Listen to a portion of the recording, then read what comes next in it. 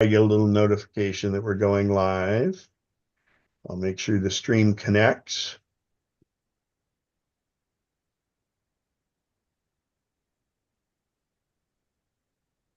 It appears to. I'll play just a little notification. Yep, we are live. So, good thing. Thank you for reminding me. I think that was Bob. Appreciate it. So, we're obviously going to have, and I'm just looking here, do we have names for everybody? I believe. Well, everybody knows Bev, so as long as Lisa's okay with. Oh, Dave McVeigh's I'm okay logging with in. that. I just want to confirm Phil Heisen, Phil's 14 Pro. Phil's 14 Pro. Phil, unmute yourself and let's make sure we have your last name.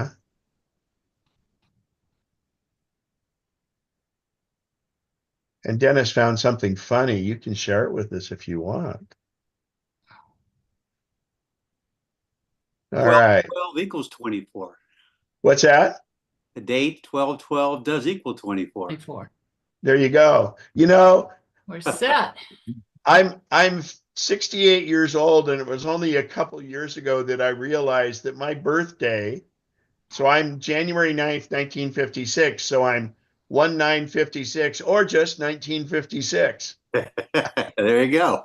So Nice. I didn't, it was, gosh, I mean, maybe 3 years ago I realized that. It's like, wow. Or mine is a small flush, Oh yeah. 6543. Oh, that's great. All right. I Well, got one better, one more. My daughter's okay. is 7777. I'm sorry, what? My oldest daughter's birthday is 7777. Wow. Yeah, that's a good one. Cool. Easy to remember. Okay, that's enough. Yeah, no kidding. All And righty. just one Okay. thing, Ken, I sent you an email with the listing of the door prize amounts. Oh, good. While Al was going, I was gonna go back up and do it. So Yeah. I'll do that when we have the drawing. So Al, Right. I've got you set up as a co-host. Thank Feel you. free to take it away. And again, it is it means so much when you do the links for everything else and all this stuff. It takes a lot of time to do it, but I'll tell you, it is so beneficial, and we are very, very, very lucky to have you do this, and it's very much Fun. appreciated. It's I good. know Good stuff. from me. So, all right, go for it. Cool. All right, we're getting your presenter screen. We're Presenter not screen. getting the main. Okay. Man, this is what happens. Go through all the stuff Al has 18 different monitors he's juggling. okay. This is the one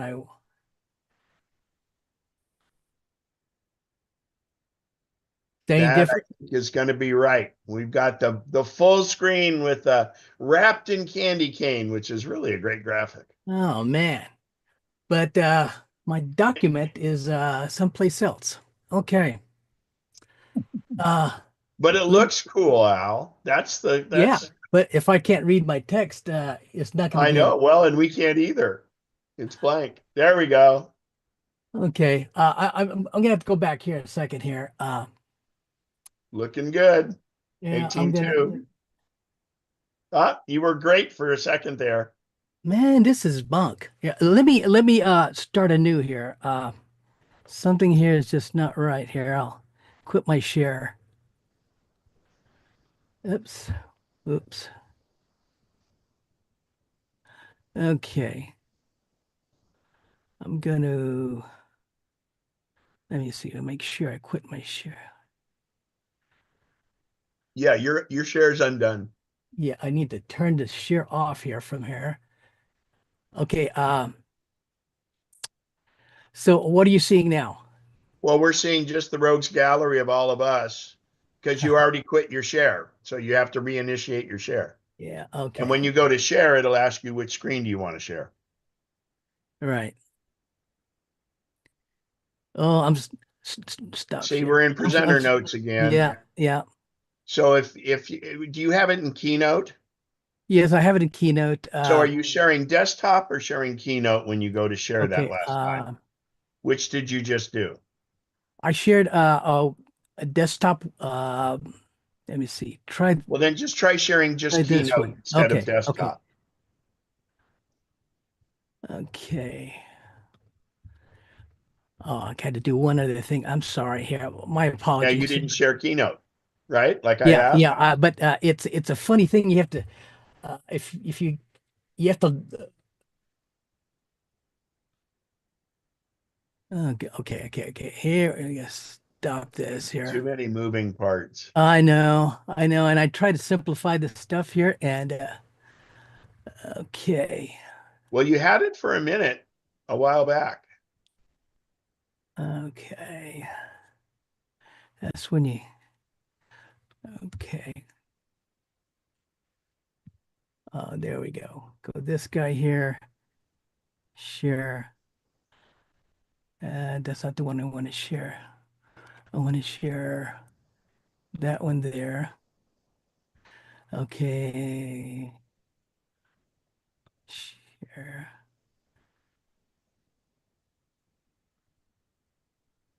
Okay. How's that? That's not right either. What are you seeing? Nothing. Everyone. It's gallery. Now we're seeing your notes and the slide. Not Okay. seeing, you can turn off presenter notes, but you might need it. But have you gone into Zoom and tried to share just Keynote? I have not done that. Usually Please try that one time for me. Just Okay. humor me. Okay.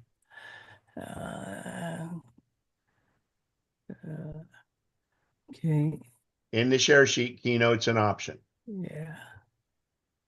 Share. Well, it's not even, it's okay.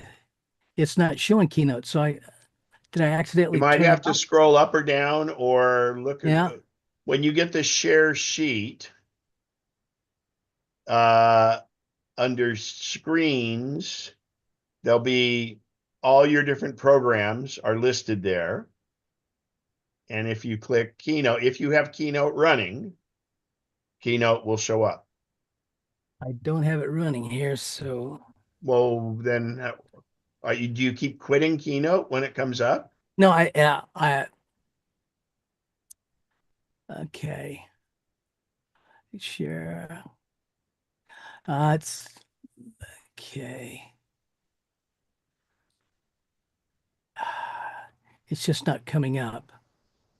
Stop Okay, share. so, well, okay, that was Keynote. Was that Keynote you had up? That was. So the problem is it's showing as presenter notes. So instead of keep quitting Keynote like that, go in and you can go in Keynote and you can tell it to turn off presenter notes, which I think you need, but you need to just have the presenter notes on a different screen. Okay. And in Keynote, you can tell it which screen you want up. Okay, let me give this one more shot here.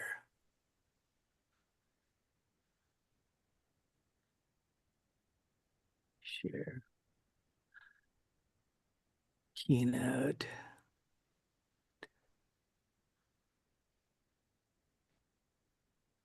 Okay.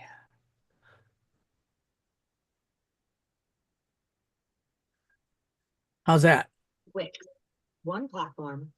Anywhere. Hang on, sorry. Unlimited creation. This is what I've been trying to play. Okay, again, it's showing your Oh man. Al, why don't you just show us the presenter notes and the slide? There's nothing wrong with that. Well, I'm sorry. I apologize. Uh, all right. Moving on here. Of course, welcome to our Apple Are Tech you, News. Al, let me ask you this. Sure. Do you use the notes as you're doing this? Sure. Every And you need them. Okay, never yes, I mind. do. Yeah, yeah. So, yeah. So I think just do it like it is, and that'll be fine because, the headlines, you're using the photos and those will be fine. Okay. Just in time for Christmas, yesterday Apple released several OS updates, including iOS 18.2.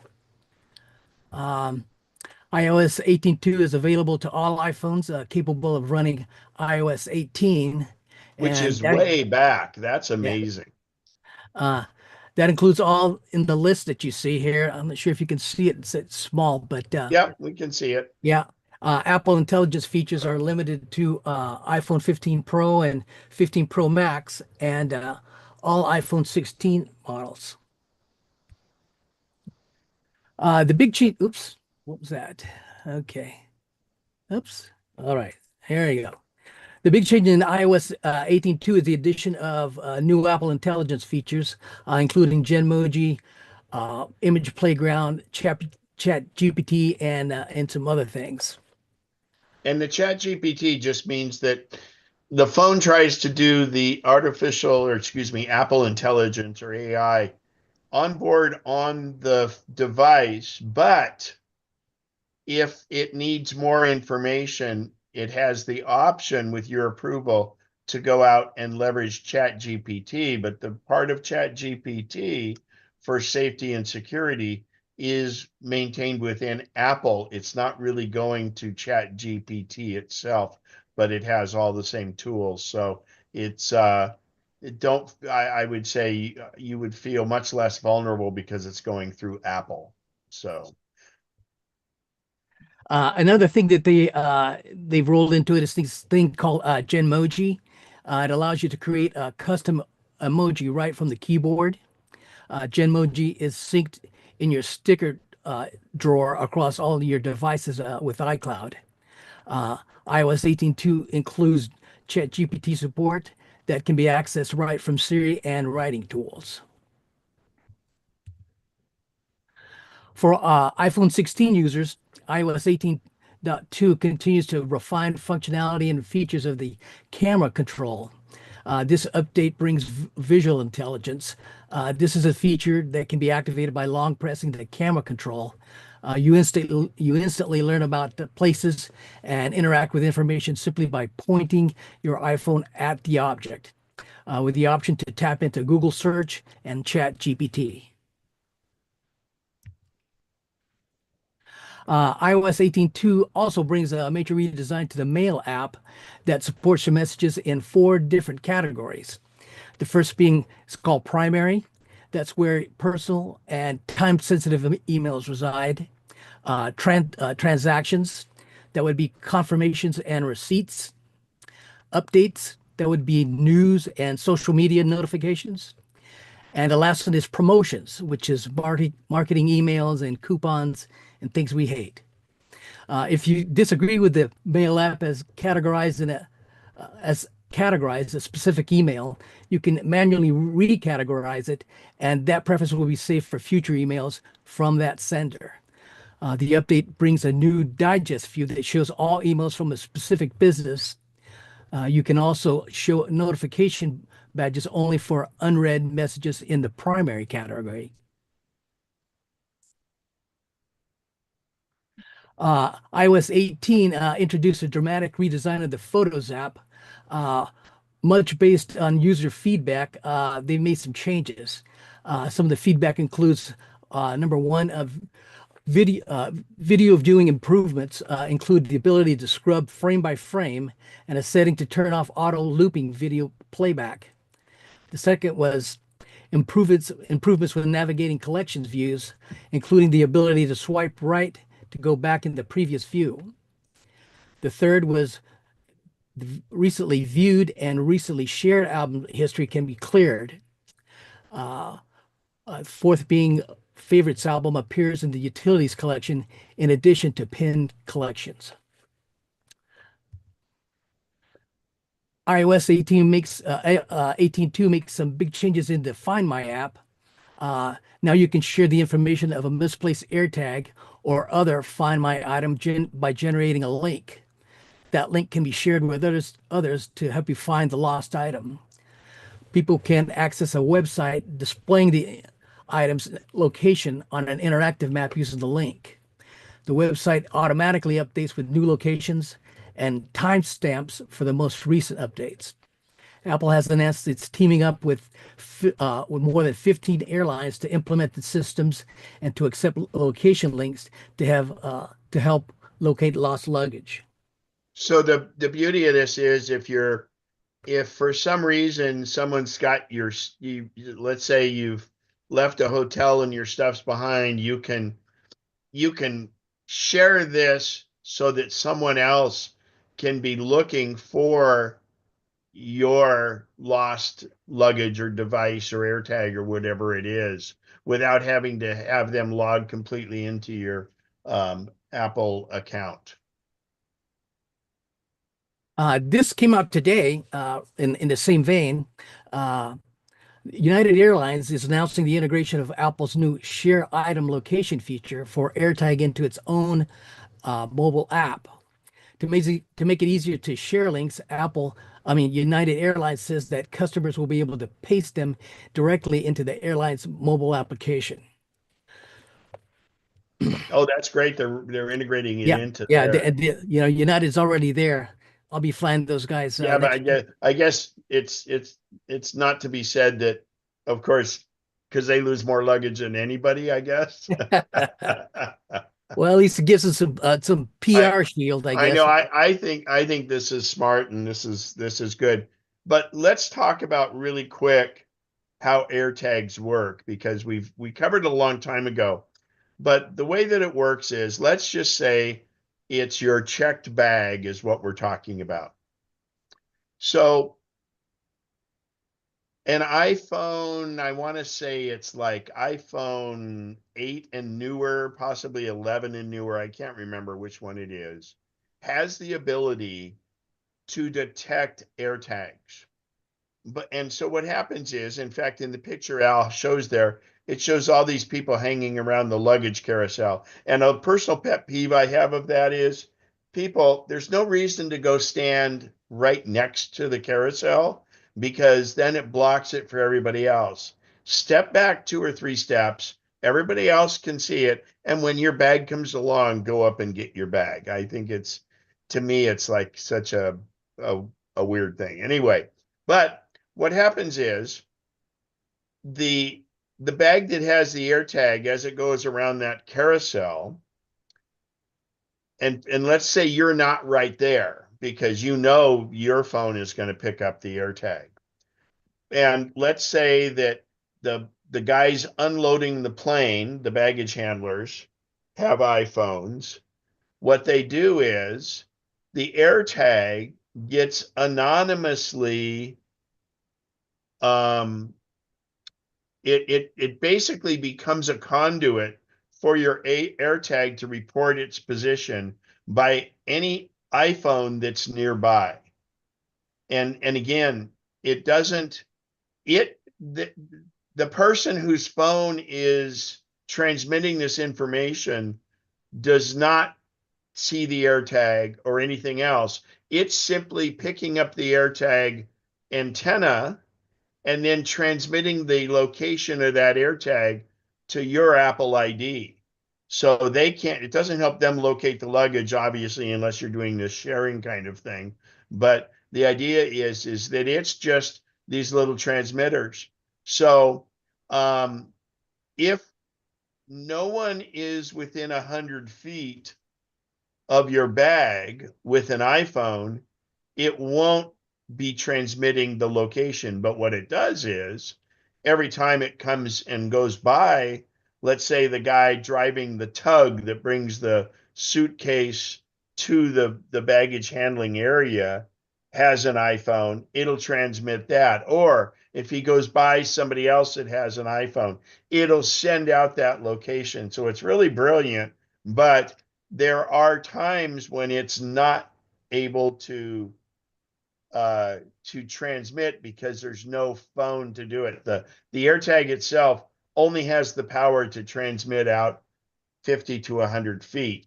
And that's why the battery can last, and it does last for a year. So it's pinging off of these, but they can't see it. But it allows that AirTag's location to be then logged, and that way you're going to be able to find out where your luggage is or where it was 3 or 4 minutes ago. So I wanted to point that out. So it's not connecting to the cell network or GPS or anything else.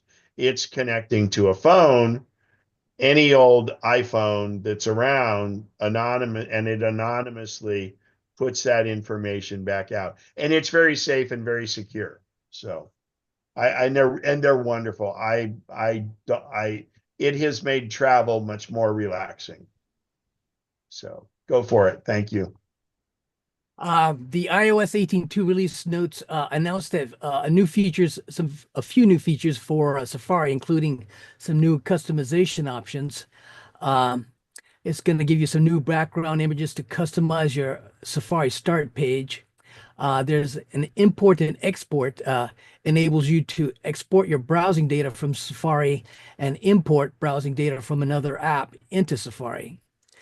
It also has its HTTPS priority upgrades for URLs to HTTPS whenever possible. Now, HTTPS stands for Hypertext Transfer Protocol Secure. Essentially, it's originally it used to be minus the S and stuff, but these, with the need for security for your passwords, contact information, those kinds of things, the S means that those kinds of things are encrypted. And so on any site that you're on, you always want up at the bar there to have HTTPS. And it may warn you if you're at a site that is not have the HTTPS protocol. Yeah. Here's a brief summary of the key AI upgrades to in Apple Notes with iOS 18.2. You can compose with ChatGPT. There's a new compose button powered by ChatGPT that allows users to generate original text based on prompts. Number two, there's custom rewrites. Users can now give specific instructions for rewrites, making the AI more flexible and tailored to their needs. There's three, image playground. This feature allows users to create images from text prompts or from scratch, which can then be added to the notes. And fourth, image wand. This tool can turn quick sketches into polished illustrations or create images based on the context of the note. So in other words, you could say, in a note, you could say, show me a tomato on the beach with a bridge in the background, things like that. That's the kind of thing AI will do. Not that you would ever need that, but Yeah. that's just an example, and it's audacious, I know. Yeah, it'll be fun. Apple's Photos app got a major redesign in iOS 18, and not all the changes have been well received. Yeah, agreed. Fortunately, Apple's listened to some of the feedback and has made 5 key changes to Photos in iOS 18.2.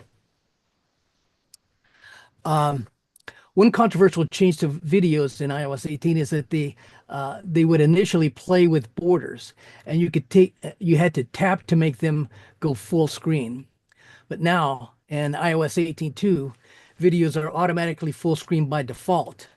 There's no need to tap and no weird zooming in or out effect. You can still tap to hide interface elements and get a cleaner view, but it's essentially a lot more how videos worked pre-iOS 18. I like this change. The second item is, if you're not a fan of having your videos automatically loop, Apple now provides a choice. Inside of settings, from Apple's Photos, there's a new toggle called Loop Videos. It's still on by default, but if you hate the looping behavior, a quick flip of the switch will change that. The third item is a swipe to go back. When navigating the various collections offered in iOS 18's Photos app, you previously had to hit the back button in the top left corner to go back. This was especially a pain in larger iPhones. In iOS 18.2, a swipe gesture has been added for navigating out of a collection view.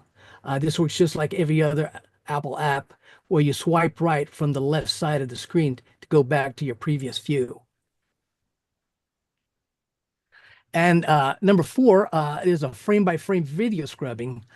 Sometimes you may want to go super granular with a video, and now you can in iOS 18.2. Support for frame-by-frame scrubbing has been added, accompanied by a new millisecond reading for the timestamps as you scrub. Might be And when he helpful. says frame by frame, you can take video that'll either be 30 or 60 frames per second. So that's pretty amazing. And actually, we have the ability to go to 120. 120, it's butter smooth, It's Yep. beautiful. And number 5 is clearing history. The number of utilities in Photos app has gotten long in iOS 18, and there are a couple of options you might not be aware of. One of them is recently viewed and recently shared. Both of these albums provide a recent history of your activity. They let you quickly see what you've recently viewed and also items that you've shared with others. In iOS 18.2, for the first time, you can clear the history in both of these albums. To remove an individual item, you can long press it and remove it from the pop-up menu. There's also a remove all option from the album's 3-dot menu in the top right corner. Little If you graphic. mess with this, be careful. Yeah. This is a little graph. These iPhone shots are all from my own personal phone, and you can tell what I was recently viewed. And it's fun. iPad OS 8.2 was also released with all the new features given to iOS 18.2. Most features are obviously optimized for the larger form factor of the iPad, and things like we discussed before, image playground, Genmoji, Chat GPT integration to Siri and writing tools, updates to the Find My app, and updates to the Photos app and TV app. So just bigger screen. I'm assuming we're set for time. We're good, Al. Okay. I had to throw that screen in there for who knows how things go. Yeah, The next no, you're fine. Thank you for asking. Yeah, This let me stuff, show you. I mean, again, this stuff, I would just be redoing what's already been done. And I really, this stuff is very valuable because Yeah. it's the heartbeat of what's going on. Incidentally, I just that apple with the hourglass in the middle of it. I just made a request for Microsoft Copilot and described it with a few prompts and gave me several versions, and I kind of like this one. It's Yeah, all that's kind of AI cool. generated. Well, All and you know what's interesting is it won't do an Apple logo because of copyright issues. Yeah, that's So, because I unfortunate, did but I that get it. same thing when I did a virtual background of a meeting, is one of my virtual screensavers I did in Zoom, and it makes sense. Yeah, So, yeah. The next big update for the Mac also arrived. That would be Mac OS Sequoia 15.2. It's now available for all of us. It's bringing the latest Apple Intelligence features and more.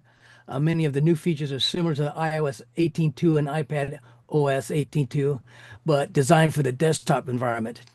However, there are two key features that are part of iOS 18.2 that aren't yet ready for the Mac just yet. The Genmoji and the Apple the Mail app redesign. Hopefully macOS 15.3 brings these additions, and then probably wind up being in the early 2025. Okay. Here are the new Apple Intelligence features included in macOS 15.2. They require compatible Mac. Essentially anything with an M series chip will work. Some of the features include, again, image playground, Chat GPT support, enhancements to writing tools, and there's a few other things. A long list of goodies. I won't go into them.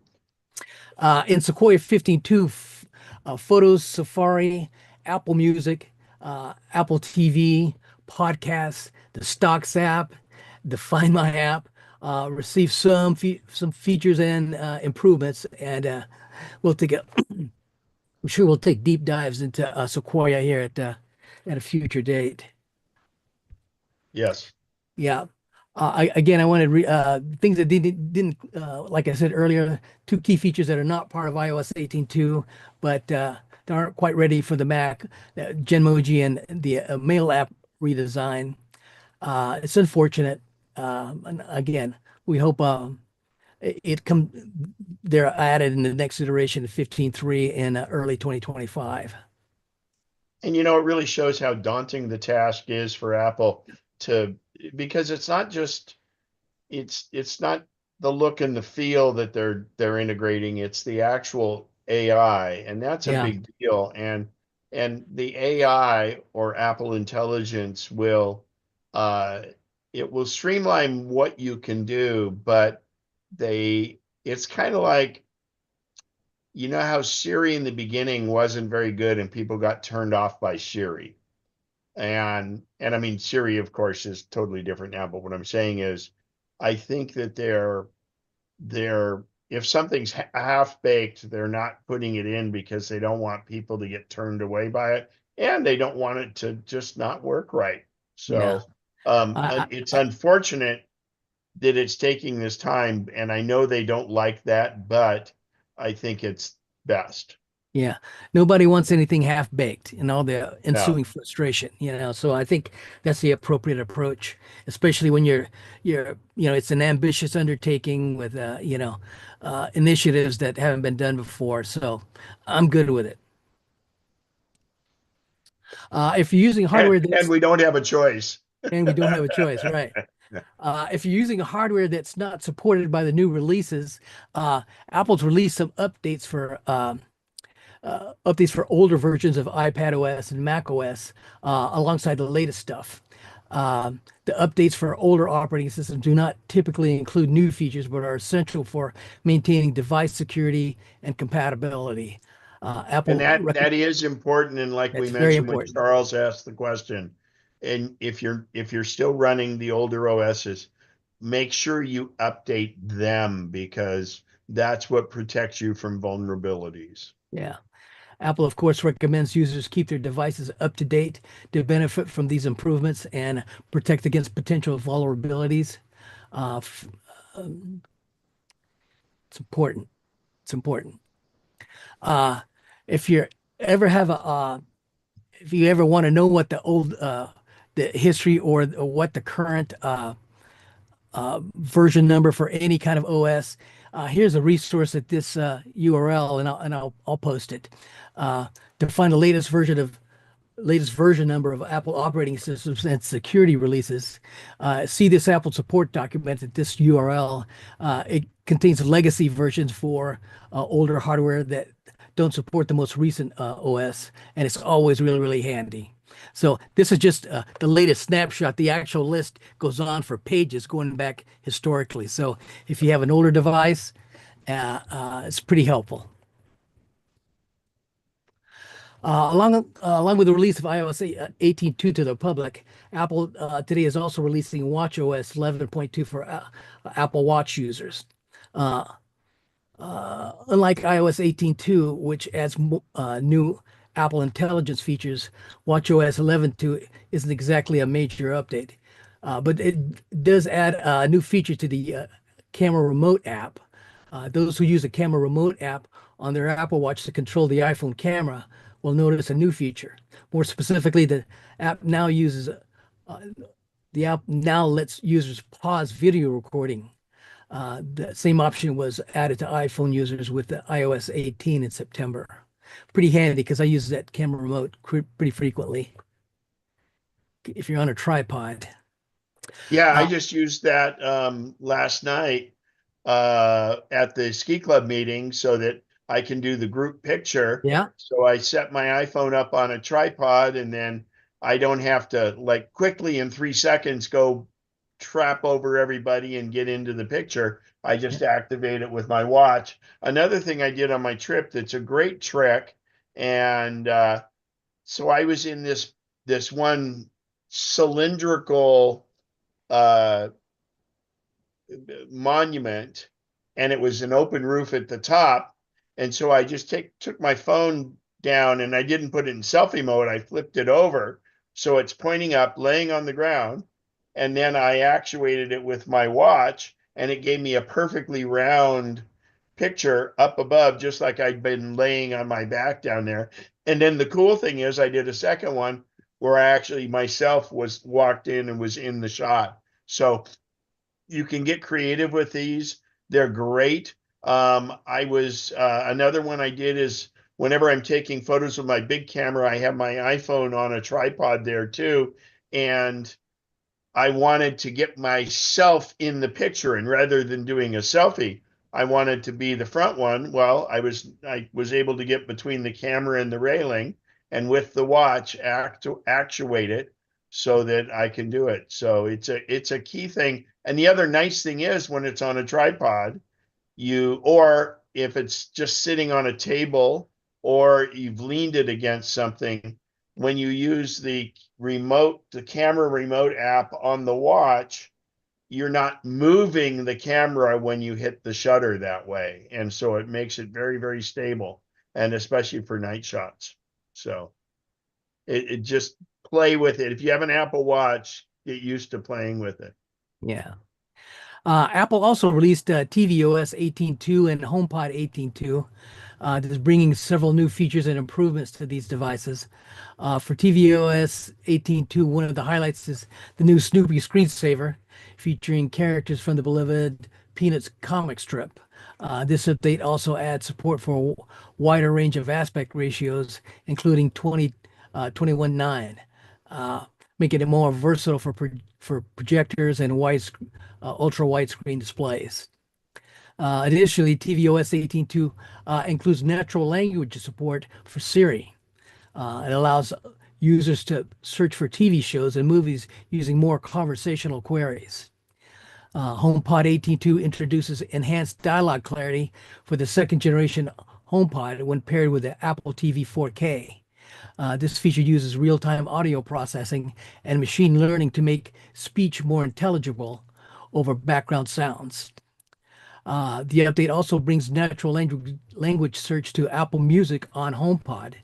This enables users to request music using descriptive phrases like songs about cats or relaxing things.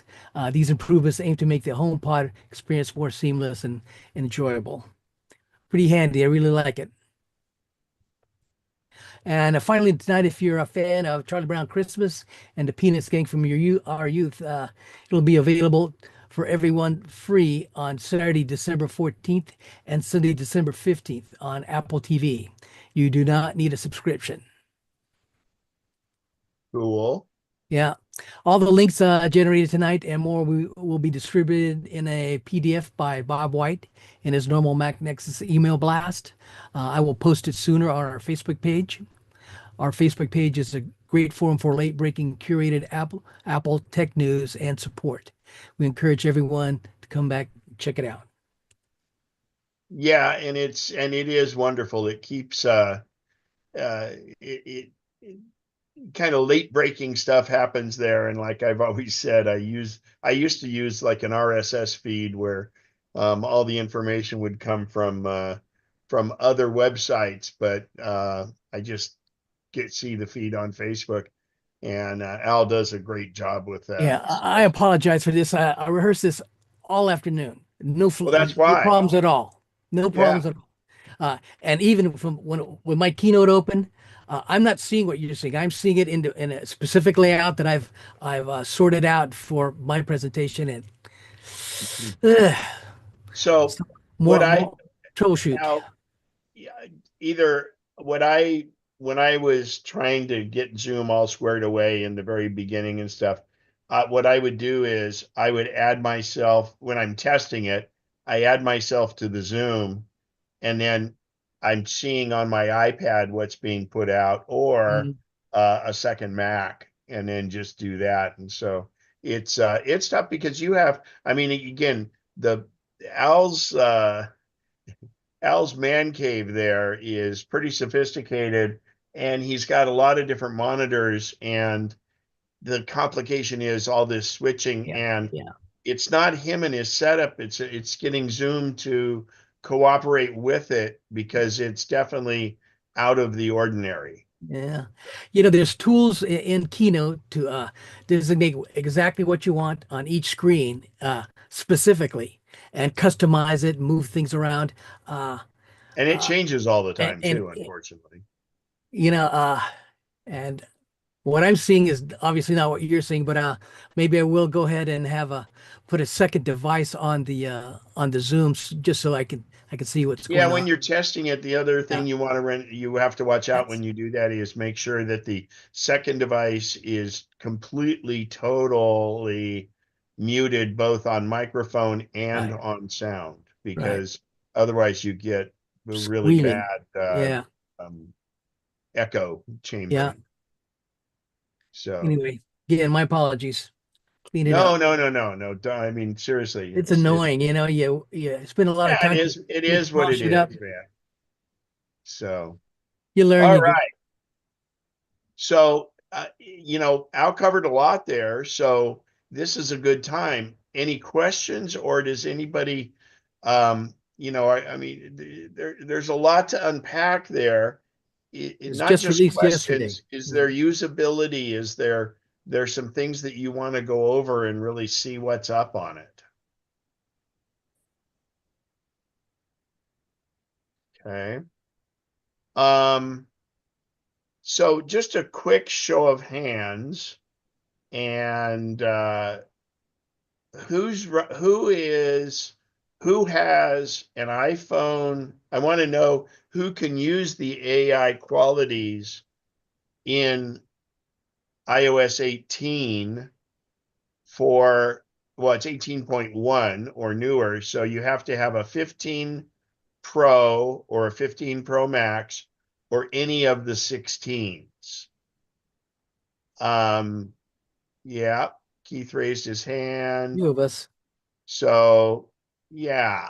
So I mean, it's a pretty good little selection. So um let's go. And Keith, you have your hand up. So is that a question, or you were just raising your hand as a response? You're muted. I was raising my hand as a response to your question. I thought that's Great. what you wanted. Thank you. And have you had a chance to mess with the cleanup component of photos at all on your phone? No, Well, let's go I over haven't that. taken any photos on this new iPhone 16 anyway. Okay. I'm So trying to well, figure that's out what settings to use and how to set them all. Well, just take photos, because I mean, it just does a great job. So, I mean, so yeah, that actually kind of brings up a good point. So, when I take pictures with my iPhone and I go into photos on my Mac or even on the iPhone, there's the little magic wand, right? That's kind of the make the overall correction that it thinks it can do. And AI is going to improve that dramatically. But what I find is the iPhone takes such good pictures, it hardly ever changes that. Now, if I take it with my Sony mirrorless and I hit the magic wand, it it tries to correct it and make it better. And so the phone does a really, really, really good job. And it it's constantly getting better.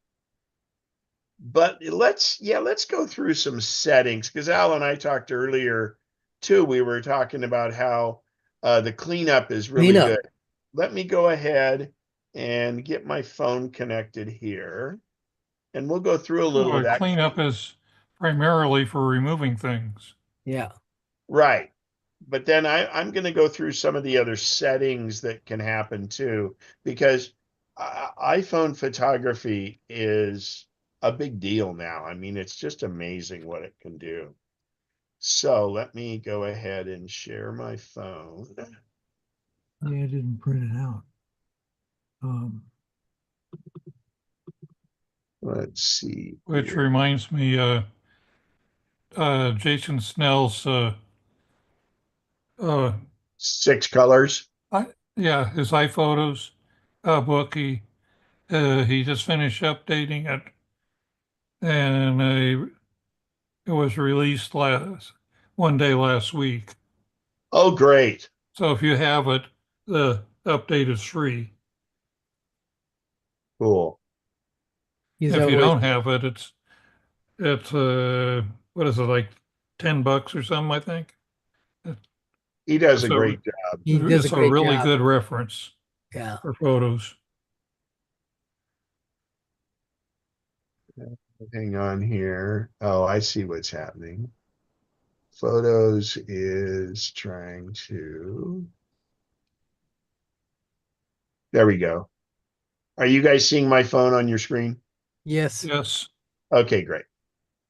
So, oh, that's weird. The little, I moved my phone around and it did that. So I'm gonna just go into a photo and do some adjusting here.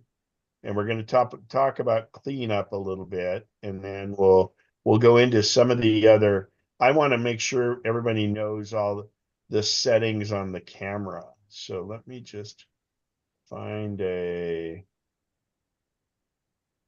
Oh, these were interesting. It's an art display this is part of the original Berlin Wall. And they've commissioned artists to come through and do different things like this. Oh, and I just realized I have to use, well, wait, let me see here. So this is interesting. So this is in 18 too, because I can now show my edits using Zoom like this. So that because that's where I had to use reflector when it was the other day. So, Joan, you've got a question. Go ahead. I do. I was just wondering, do you know if any of the sales for the new iPhones are out? Because I don't hear any advertisements and I haven't seen anything on television. I don't know that they do ads for the phones, but there's deals out there. Who's your carrier? T-Mobile. Okay, and which phone are you on currently? I think it's at 12. Okay.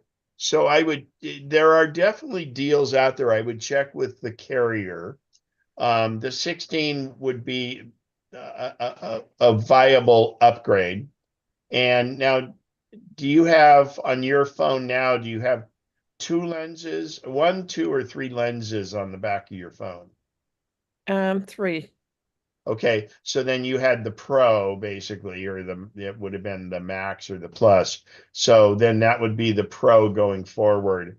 And my feeling is if somebody has the 15 Pro, there's no reason to upgrade. But in your case, because you would get AI and an incredible camera with also the beauty of the computational photography, you could wait till next September when the 17 comes out, or you could, in the meantime, be taking lots of great pictures. And I would look at that and say, well, am I going to be doing photos in the meantime between now and next fall, and that are important to me? And I can change it, but you're on a 12, so you've had that thing a while, so it's done good deal. So I would see what they have available, and they might even have, well, they don't do the 15 Pro anymore. They don't sell it. I think it's just the 15. So, but yeah, I would, and remember, you can get whatever the deal is from T-Mobile, you can get the deal from Apple too, on T-Mobile. So, Okay. But all I'm just right, wondering go where ahead. the advertisements is. Yeah, well, I mean, you should be happy you're not seeing a bunch of advertisements. Kind of a double-edged sword, right? Yes, but I liked Apple's advertisements. Yeah. Well, no, the Apple advertisements are kind of, yeah, I've seen a few of those, but I just I'm numb to I'm able to block The advertisements pictures out of Berlin somehow. here. This All is right. So so we have on the picture here, this is the TV tower in Berlin. Berlin. And I'm going to see and show you what cleanup might be able to do with these power lines. Really not. So I have this photo up there, and I go down to the edit, which are these little 3 sliders at the bottom. And when I tap that, I get this panel that says styles, which I don't use styles. That's the old filters thing. Adjust. Adjust is what we're used to, where you can do the magic wand, or you can adjust the exposure, or a lot of times, like a day like this, if I went here and I boosted the color a little bit, it'll make the clouds a little better and things like that. And anything I do, I can come up here to the upper left and hit undo, and I can do multiple levels of undo. Then, of course, there's crop. And sometimes in crop, in the middle at the top, it'll say auto.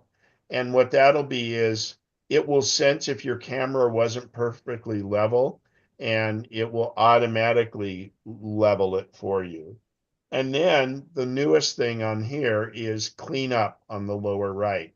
So you give it a second, and I'm not going to go into great detail on this photo, but I'm going to try eliminate that one power line right here. And I just grab my finger and drag it down to right there.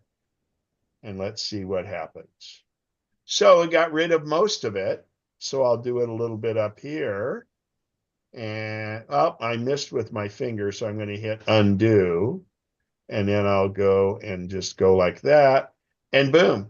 So you can see that that power line came in, and the artificial intelligence put in clouds that were back there. Now, we don't want to get rid of this radio tower, but let's just see what happens so you can see what you want to do. And by the way, I can use my 2-finger pinch and zoom in. That should be showing up on yours.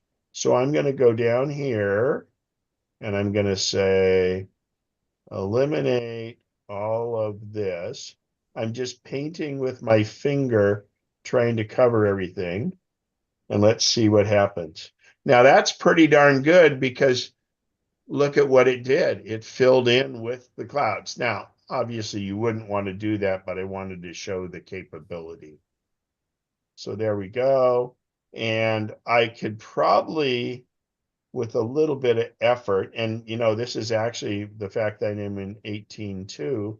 Let's see. So here's another example. So this street light that's angled, let's go see what we can do with that. Look at that.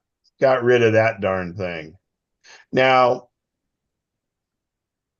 to go beyond that, oops, I mistakenly did that, so I hit the undo. And then so you have to use your 2 fingers to move around. And if I'm going to go ahead and get rid of that other lamppost. Now, see, that didn't work too well. You can see a little bit of shadowing. So I would then hit undo, and it'll come back. But let's try get rid of this wire across here and see what happens. I kind of missed it with my fingers, so I'm going to do it a little better. See what happens. Pretty good. Hit the little tail on the end, and that'll get rid of it. And does this photos thing have tools that you can work with that you can adjust the size of the brush instead of just using? No, not yet. And it's what you do is you you're using your finger, so you just swipe back and forth. But remember, in newer iPads, you have this capability too, as long as they're an M chip. And with the M chip, you can use the Apple Pencil, and you can be a little more accurate. This is really just kind of new. So it's unlike some of the other ones where you can adjust it. Now that being said, I have not been in Sequoia yet. Can I interrupt? Yeah, please do. In the Mac version of what you're doing, you can control the size of the Which brush. you've been able to do all along in Photos, but now with the AI. So on the Mac, you can do that. Yeah. That was going to be my question to Bob and Al. So that's really good. Yeah. So let's look at the automatic. I want to look for a specific, we'll see if this works. So I have this, so I'm taking this picture from a bus as I'm driving along, and you can see that car's blurry. So let's see if I can take, and I'm going to hit the edit, and then I'm going to tap clean up, and let's see if it tries to get rid of the car automatically. I don't think it will. So let me do it myself and see if it works, because it's blurry. But I'll try pick a car one out where it tries on its own without me painting with my finger.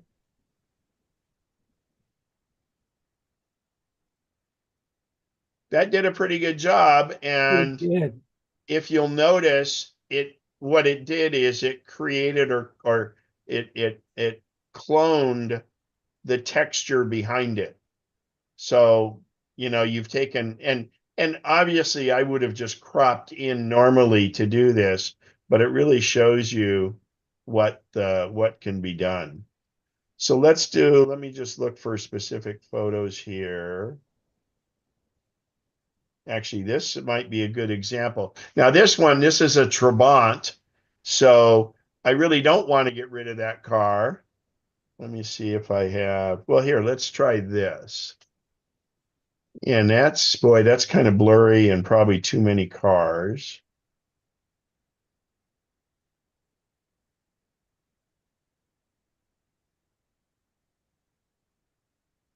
Let's just see what it does if it tries to get rid of this car for us. So again, I'll go clean up.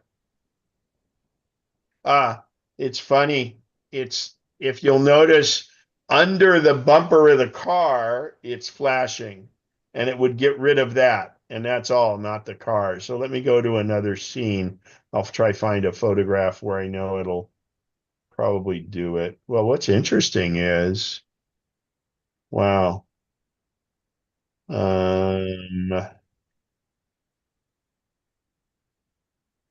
That was all at Checkpoint Charlie, by the way. I usually don't get a lot of cars in my photos.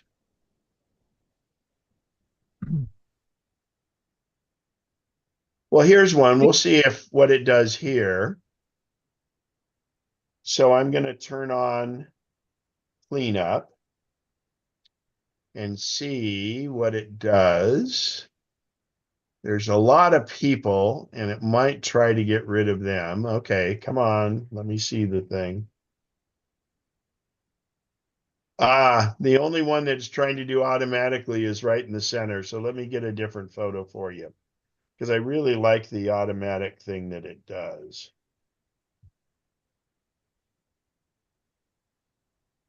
Hey, you want to try the one photo back, the wreath? Might be a good try. Which one? Yeah, that one. Yeah, but I'd have to paint it. It's not going to take it out automatically. Okay. I want to do the auto thing. So I think it'll do these people.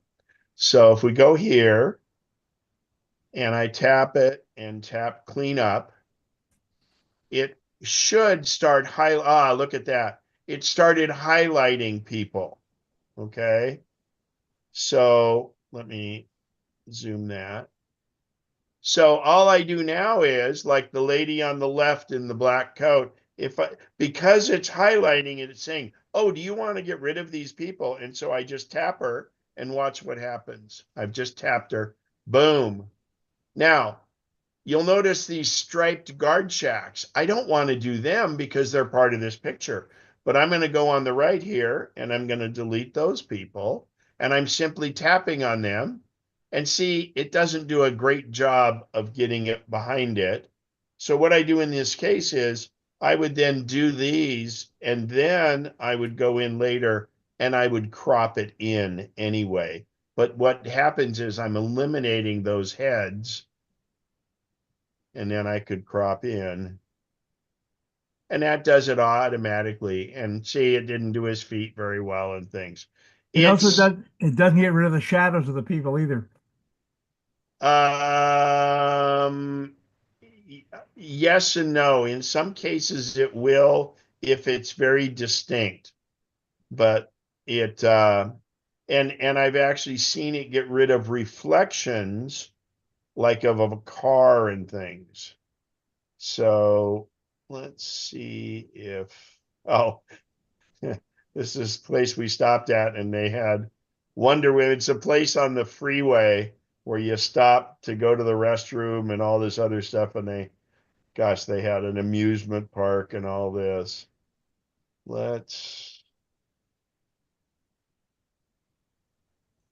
Here we go. So let's see what happens here. It'll probably offer to get rid of those cars. So I'll zoom it. Oops, cancel, undo that. Don't do that. I've got to zoom it a little larger. So you'll see the one car on the right is flashing. So if I tap that, it'll get rid of the car, and now the shadow is still there. So see, it didn't do a great job of that, but all the people and stuff. Again, it's a work in progress, but here's the thing. Since it's artificial intelligence, it's going to learn from that. So that's a great thing. Now let's talk about camera controls. So if I go into photo mode. So Ken, before you leave that. Oh, I'm sorry, Rich. I didn't see. Hey, you co-host and stuff. Let me know if there's a hand up, because it's on another screen for me. So go ahead, Rich. Yeah. When you're doing the cleanup, if you enlarge the photo, does that affect how the cleanup works? Yeah, let's go back. Let's go do one of those. So let's go back to my photos, and let's just do this.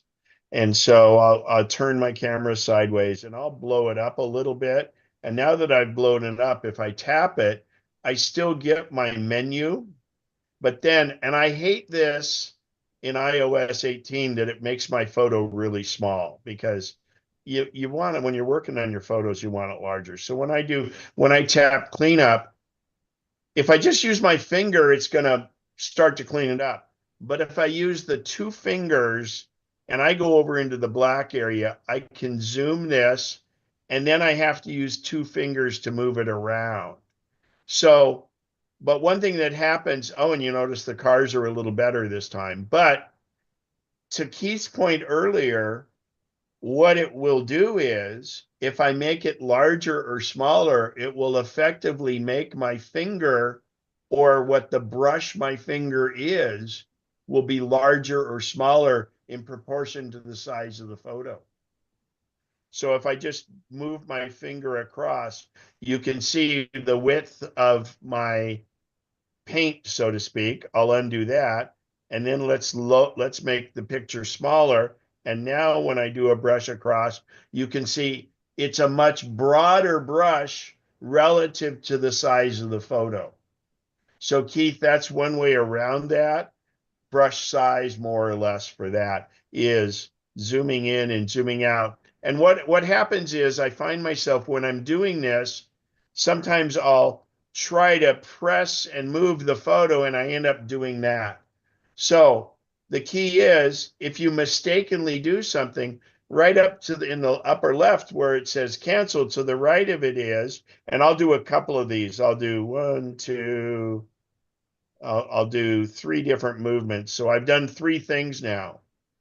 So you'll notice that the right-hand swooping arrow next to cancel is grayed out, but the left-hand one is okay. So if I tap it once, it got rid of the one I did. And now you can see I can redo or undo depending on those arrows. And if I press the arrow again, and then I press the arrow again, now it's gone back. And where I had mistakenly done those, it's undone it back to there. So, like for instance, let's say I want to try get rid of this thing. Okay, does a pretty good job there, and it kind of created that window behind it, which is nice, but I can always hit undo and then it's back. It's not perfect, and there are great photo programs, and in fact, I don't know if people are aware, but Apple bought Pixelmator and Photomator, and it's going to be the new Aperture, and it's going to make our photo programs on the Mac and on the iPad very, very, very powerful, and they're a good competitor now. So, Keith, go ahead with your question. And Rich, did that answer your question? Yeah, that's great. Thanks. Yeah, Oh, Keith, go ahead. On these, most of these pictures you've shown had a place name above them with the city or the area, the Regierungsviertel in Berlin, the museum Correct. order. Do you put those in, or is that done automatically? No, that's done automatically because I allow the phone to use my location, and I think that's important. And I know some people like you may be worried about the tracking and stuff, but here's the deal. It's stored within the phone. It uses the GPS, but it's wonderful because, and I'll give you an example here. So let's just say I click on this photo, and now I hit down at the bottom, you'll see there's some stars and a little information. So if I tap that, a couple things it does. Well, actually, let's turn that. I'm gonna go to a different one. Let's do. I want to do, because the Christmas thing is up, that building. Yeah, here we go. So, oh, this is recognizing that it's a picture of a picture. So let me just fix this. Hang on. Let me get out of this. Let me find a I picture have a of. picture of me and my wife in front of that building. Oh, cool.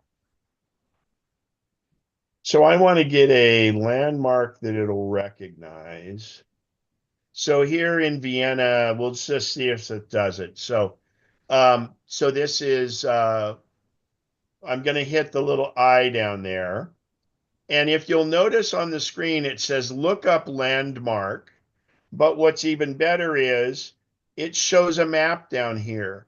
So I have allowed my camera to use my location, and it keeps all of that information. So at some point I could go into this and I could say, oh, show me any of my nearby photos here, or if I've gone to the same location over the years. But what's really neat is it says look up landmarks. So if I tap that, it is going out, and look at this. It went out and using Siri, and it found that it's St. Stephen's Cathedral in Vienna by comparing my photo of that location to the photo out there. And you've got a lot of different information about it. Of course, the Wikipedia article and things like that.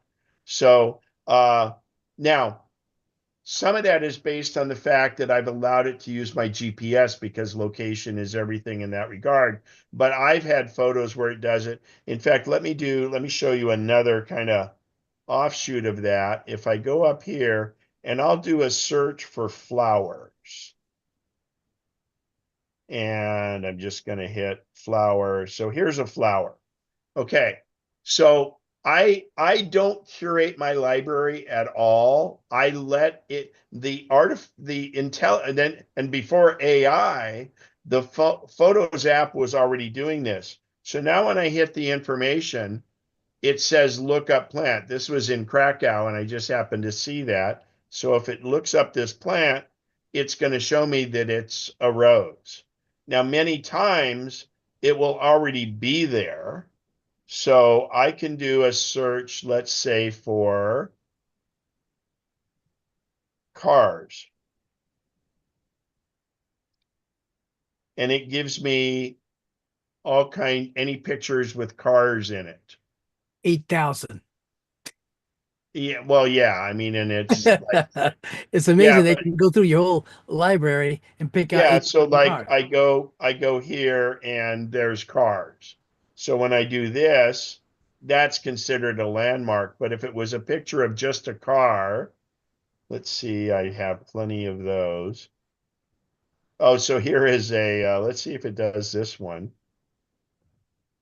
No, it's not naming the car because that's an old Turkish from back when they had it was communist. Let's see Try if Trabi in your search and see what it comes up with. I'm sorry, Try Trabi, Trabbi. See what happens. or do you mean Trabant? No, I said Trabi. Okay, well, I don't think I have pictures of one. Yeah, you do. So You have several of I'm them. trying to get I'm trying to do a car that might show up. See, it's not doing it here, but flowers, it will try find flowers that are similar. I've taken pictures of trees and it'll tell, actually, here we go. Let's try this tree here. I don't think it will. But anyway, you can do different things like that. I'm going to go in and I wanted to, before we get too short on time here, which, yeah, this will be the last thing. I want to go into the camera and show you the controls because I think this is important. So you can see the screen here. So I'll kind of do it so I have a bit of a black background so you can just see on the screen. So across the top, um, rarely do I ever have my flash exposed. And that was because I was taking a picture last night of our big group. We were outside, it was dark, and I took pictures without a flash, but I did take one with a flash. So you usually want to have no flash because the flash only works for about 5 feet, and the sensitivity of the sensor in these cameras is so good that the flash kind of ruins it. And then across the top, so the next one is what's called night mode, and I'll show those in a sec. And then you go across and you have the different settings, and the one on the far right is what's called scenes. It used to be filters, and the other one is live photo. So I keep live photo off unless I'm photographing people jumping or waterfalls or water because I do a long exposure with that. And then of course across the bottom you have time lapse, which is where you can do a total time lapse, slow motion, which is going to do a higher version of the video, cinematic, which you should Google if you do many videos at all. It's fantastic. Video. And the other thing is, if you start taking a video and you're vertical like this, once you've started taking the video, don't turn the camera because it won't flip. You have to flip it to horizontal before you do it. And a lot of people, the big deal now is, and kids do it, they do vertical videos. I've said this forever. You want your video to be widescreen because you always watch videos on a monitor that is wider. And I tell people, think of me. I am wider than I am tall. And you want your video to be wider than you are tall. Yes, it's a big thing on social media to do a vertical video, but you're really cutting out a lot. You always want to be in landscape mode for that. And you'll notice the number, it doesn't really show on the screen, but yeah, you can see the numbers change on there depending on which way you're doing it. Then photo, portrait, this is a great effect. We won't go into it tonight. Spatial, if you're taking photos that you want to watch on the Apple Vision Pro. And then panorama is very, very, very, very important when you're doing landscapes. Let's go back to photos. And at the very top, you see this little disclosure triangle. So when I flip that, I get some other choices. From the left, I get my choices for my flash, whether I want to have it on auto, on, or off. Trust me, you want it off virtually all the time. And I don't think your screen is centered. What do you mean? Oh, we're just getting at part of what you're talking about. Well, aren't you seeing? Are you guys seeing? Can you? Is my button? Do you see the white button at the bottom? Yeah, Is it only on Rich's that it's not centered? I'm Everybody talking else about, sees the Centered button. on and- mine. What? This is Lisa. It's centered on mine. Okay. Yeah, I think it's might be your screen. You might hit the green dot and enlarge it, Rich. okay. Sorry. The recording will have it right. So again, keep your flash on off virtually all the time. So I'll hit this arrow again. And then the next one to it is what's called night mode. And night mode is, you'll notice that, in fact, I'm gonna cover the back of my thing. You see how in the upper left it says 3 seconds? What that means is, since don't have much light coming in, it'll take a 3-second photo to let more light in. And it senses the movement, but it will kind of blur your photo. And at the bottom, you can adjust the length of how much you want it to do it. And if it's on a tripod, you can actually set that up to 30 seconds because it senses it's not moving it. So you'll be able to do the tripod.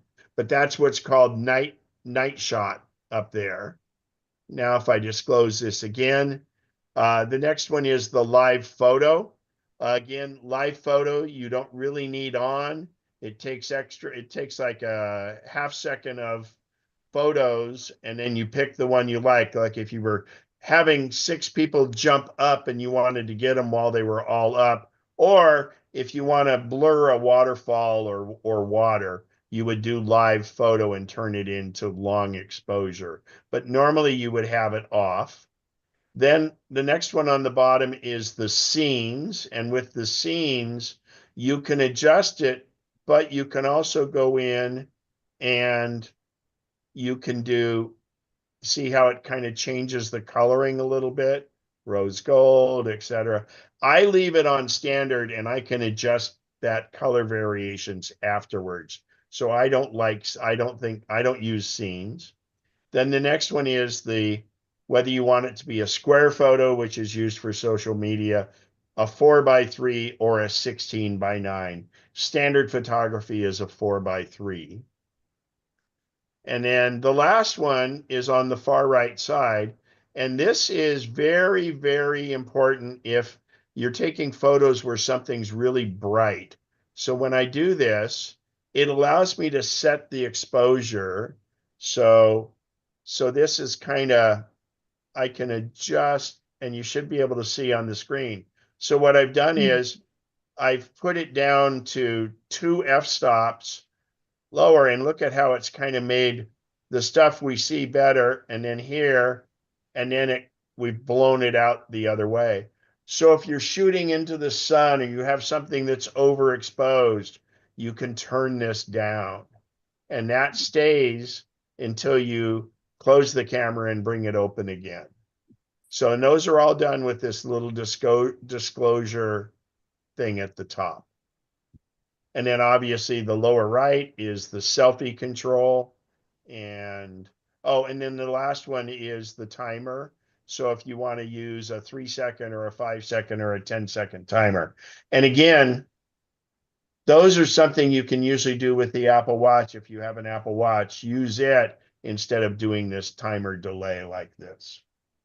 Okay, any questions on the camera controls? Because we have to get to the raffle. I have a question. Go for it. What format are you using? Are you using JPEG or this Apple Pro RAW? Well, here's what I do. So when I'm taking photos up here, let me just clear these. I want to turn that off, and I turn live photo off. So if I press, and I use the majority of the time I use HEIF Max, But if I'm in a challenging situation and I want to have, first of all, if it's a photo that I know I want to probably work on and it's a very special photo, I press and hold and I shoot raw max. And so that's shooting raw, and it's 48 megapixel if you're using the 1x lens. And so it's a very deep photo, but I don't do it all the time because if I'm just doing a fleeting shot and things, a shot that I'm not gonna, that's not one that I'm composing. We'll call it a snapshot. I click and hold and I keep it on HEIF max most of the time. And that's a little bit smaller file size. Now I have tons of room on my phone, so I don't obsess with it, making I if I'm on a trip and I'm taking photos, I can leave it on raw max and do that. And I encourage you to do that if you're taking real photographs. So, because you can pull more information out of the photos. So let me Thank you. put that back to neutral. Where there we go. Okay. So let's unshare that. All right. So I've got to get, so for the holiday one, we used to do the gift bags and everything else. But what we do is we do an extended raffle. And with with 27 people here, we have a pretty good a pretty good chance you'll get something.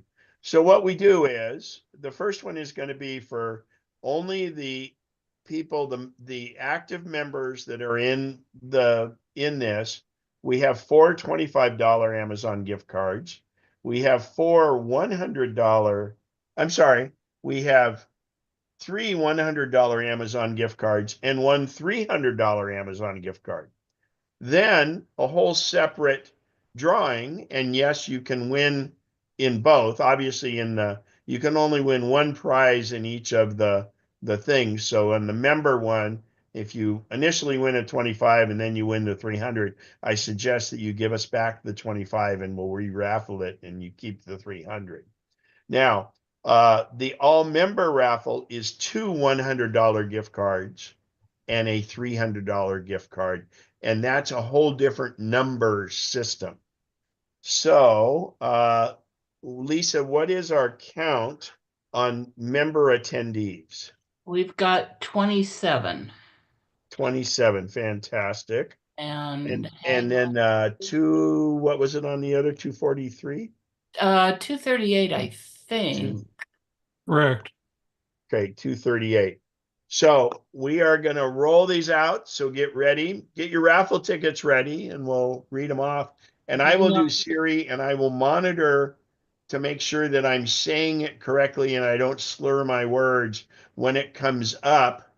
And Lisa, you'll hear the number, but don't call it out until I make sure that it's a valid one, that it did the thing correctly. And it is inclusive. So the first drawings are all going to be giving us a random number between 1 and 27.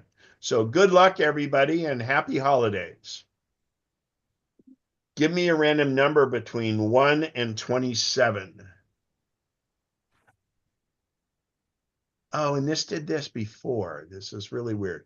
Let me check my microphone, and if not, I'll use my phone.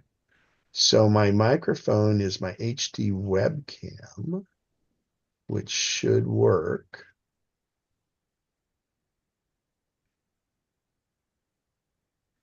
That's not right. Oh, crap. Where'd it go? Sorry.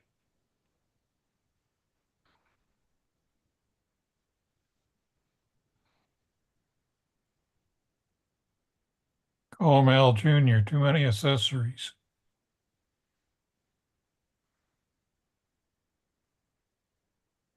We can't hear you, Ken.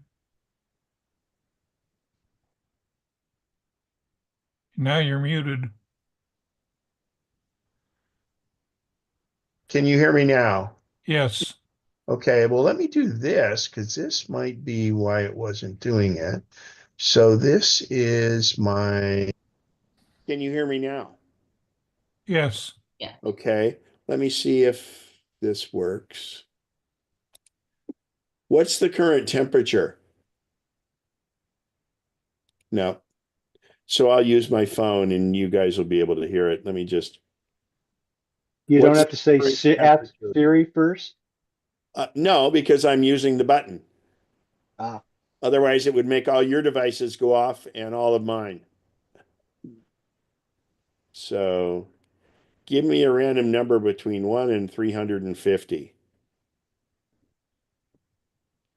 And of course, it's not vocalizing it.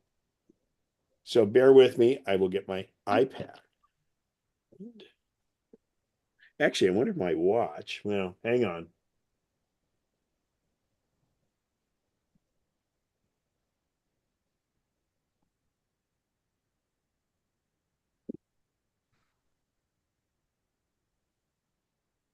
We need a 12-year-old kid in here right now. What's that? We need a 12-year-old kid in here right now. No, it's something in Zoom that they did, and it's made it so it doesn't work for Siri to come through my speaker for you to hear it, which is really weird. So it's all for improvement. Let me try this. Give me a random number between 1 and 35.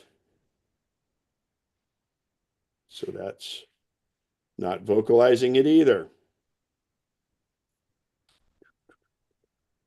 Go into settings.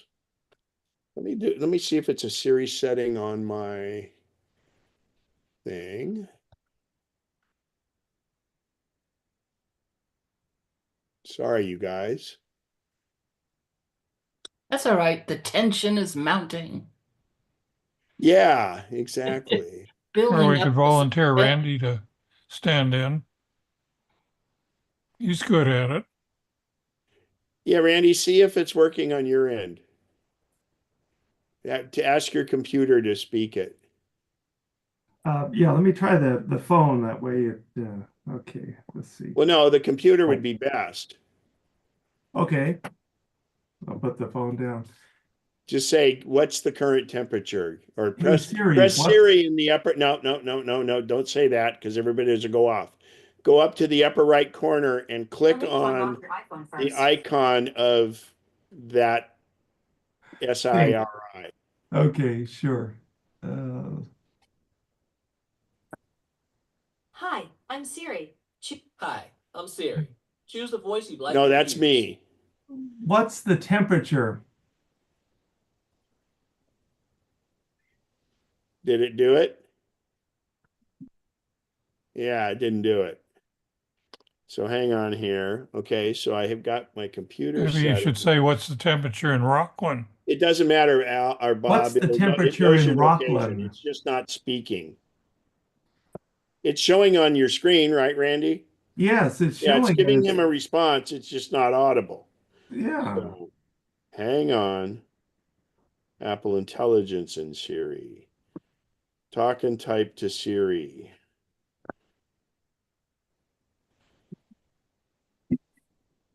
What's the current temperature? Yeah, it came up and I didn't type it. So darn it. What's the current temperature? Siri responses. Let's try this. Here we go. What's the current temperature? What's the current temperature? It's 48 Bob, degrees outside. Bob, It's two of currently us can't be 49 talking degrees. at the same time. Hey, Randy, I've when you got brought it. that down, did you I've got click it. on the microphone? I've got it. So You got hang it? on one sec. My phone works. So let me see if I can get it on the, it's the spoken response, which is changed in Siri and Siri responses. I found some web results. I can show them if you ask again from your iPhone. No. Turned off. Siri. Charles is getting his snooze ready. What's the current temperature? Yeah, I'm going to do it from my phone, you guys. So Let me just try it real quick here. Give me a random number between 1 and 360,000. It's 31,100. Okay, so it did it. So I will boost it. Here we go, you guys. Sorry for that. Did you guys hear that response, by the way? Yes. Yes. Okay. So we're going for the 4 $25 ones. Give me a random number between 1 and 27. The answer is 6. 6, and that is good, Lisa. And that is Karma Okerberg. Congratulations. All right, the second $25. Give me a random number between 1 and 27. It's 14. 14. Good number. Yep, it's good. Joan Whitaker. Great. Give me a random number between 1 and 27. It's 17. 17. Well, Mr. Ken Spencer. Oh, it's been a long time since I won. Thank you. Thank you. Give me a random number between 1 and 27. It's 12. And it's good.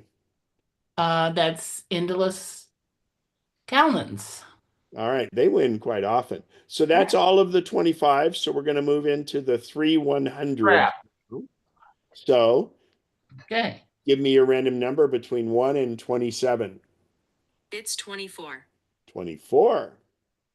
Bob Rez. Bob Rest, congratulations. You can buy cold medication now. 1 and 20. Thank you. Give me a random number between 1 and 27. Oh, some text came in or something. So give me a random number between 1 and 27. It's 19. 19. Phil Heisen. Congratulations, Phil. And this will be the last of the 100s, right, Lisa? Correct. Give me a random number between 1 and 27. That would be 2. 2. Barbara Bedell. Congratulations, Barbara.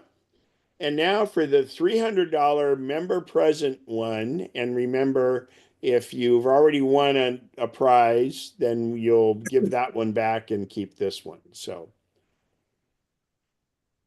hang on, Siri was on. Give me a random number between 1 and 27. The answer is 24. And it's good. Well, that's Robert Ress again. Okay, we will, and he got 100, didn't he? Or did he got He a did. 25 before? No, it was 100. So you keep the 300. We're going to re-raffle the 100. Sounds good to me. Good. You'll get plenty of cold Unless medication. you object to that, that's All right, here we go for a $100 gift card. Give me a random number between 1 and 27. A random number between 1 and 27 is 19. Now, wait a minute. Didn't we just pull him as 19? Phil won $100 already. Okay, so we're raffling off a 100 again. Right. Give me a random number between 1 and 100. Oh, no. No. Yeah, 87. 87 was it. So hang on. Oops. Siri's not confused, but Ken is. Give me a random number between 1 and 27. The answer is 27. Oh, 27. We know that hasn't been drawn. Tim Mullins. All right. So fantastic. Now, everybody, we have a different set of numbers, and it doesn't matter because this is the entire membership. And so if you already won a prize, you are eligible for these. Now, if you are a winner twice in this, you have to give one of them back. So now we're going to do 2 $100 cards and then a 300. So here we go. And we have a total membership of 238 at this point. Give me a random number between 1 and 238. A random number between 1 and 238 is 21. 21. And this number is different than the numbers previously. That is Clarence Ernest or Ernest. Okay. Ernst, I think, or something. Yeah. Ernest. Ernest, okay, great. So one more 100. Give me a random number between 1 and 238. It's 56. 56. Okay, I have to do a little scrolling here. Sorry. 56 is Jackie Taper? Great. Yes. Jackie Taper. One of our And the longtime last members. holiday one, and I'll stick around afterwards if anybody has any questions. And these emails will go out tonight. Thank you, Lisa. Yeah. Thanks to all Hopefully our I'll get you the volunteers. list. We're a volunteer-run organization. We have Secretary Robert Ress. We have Randy on the board, Lisa. We have Al, the link master, and of course our membership coordinator, Bob White, and then Rich Pearson, who is also on the board. And I don't think I'm missing anybody else. All right. Al? I said Al, link Oh, you master. said Al. Okay, Link that's master right. Al. Sorry. So, all right, here we go for the $300, the last one. Merry Christmas, everybody. And give me a random number between 1 and 238. A random number between 1 and 238 is 204. And I don't know why sometimes she repeats it and then sometimes she just gives the answer. It's weird. So 204 is June Sugar. Okay, thanks. Well, congratulations. All right, Who? everybody. June Sugar. Oh, June Sugar. Okay. Yep. Fantastic. Merry right. Christmas, everybody. Thank you. Have a wonderful Yeah. holiday, everybody. And more rain's on the way, and there's snow in the hills. So thank you. Thank you. Thank you. Al, thanks again so much, as Oh, always. good. Yes, definitely. Sorry Lisa, for a screw up. it wasn't your screw up. It's Crap. I think it's a Zoom, and it is what it is. Yeah. And it's so weird that I can't. So I had to go into on my phone. I had to enable Siri. So the default is that it doesn't speak to you, which is nice because if you ask Siri something and you're in a crowd, it won't speak out. In fact, I'm going to turn that back off. But I couldn't. It says the setting for Siri responses is prefer spoken response. So, and I do silent so it can, it'll read it back to me or put it in a headset. But on the computer, that option isn't there. But we'll see, because the next time you guys see me, I'll be on Sequoia. So we'll see if it's an option there. So, all right, everybody, have a great one. Anybody have any last questions? Feel free to go ahead. Dennis? Yeah, just a question. I think I heard a comment about, I have a 16 Pro Mac or 15 Pro Max, and we're on the upgrade program. How much different is the 16 Pro Max going to be from the 15? Camera? So if you weren't on the upgrade program, I would say there would be no reason to go up to it. But with the upgrade program, I actually, you're still going to continue to pay because the phone's basically the same price. Yeah. So there's no advantage to not upgrading on the upgrade program. In fact, there's an advantage to upgrade because you've got the newer phone with all that, and you're going to be doing the same price. So, it's one way to look at it is you're basically you've got a trade-in value of half of the phone. Correct. Yeah.